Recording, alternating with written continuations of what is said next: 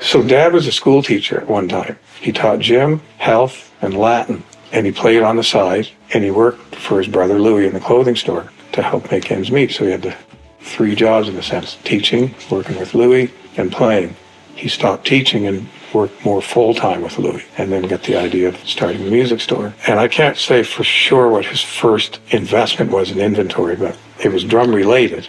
But it might have been just drum heads, cymbals, maybe some drumsticks, and he put them in one of the window displays with the footwear in George's Clothing and Footwear. And it grew into selling various stringed instruments, and then eventually that turned into putting a few more things upstairs. I mean, I can't explain the exact evolution of from ground level in a window display to upstairs, but it did operate upstairs for 2 years.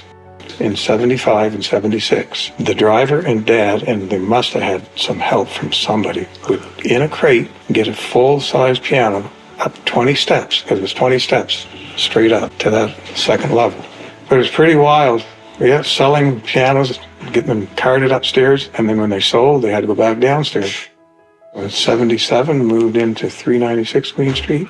Beside us, on the York Street wall, was Chippen's Jewelry. On the other side, going west, was Hogan's Jewel.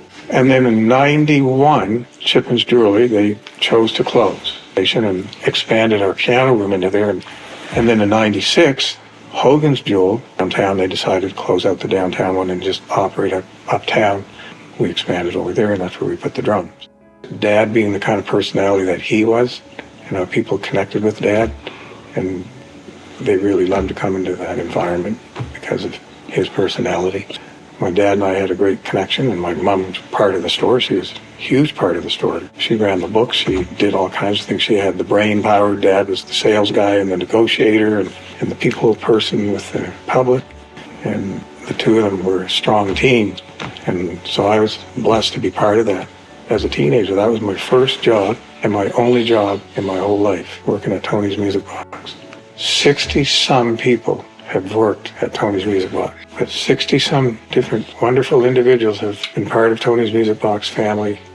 That's my life. It's been my life. I've never done a resume in my life, never had to. So I help out my Uncle Louis, those odd jobs, and all my working career, though, it's been Tony's Music Box.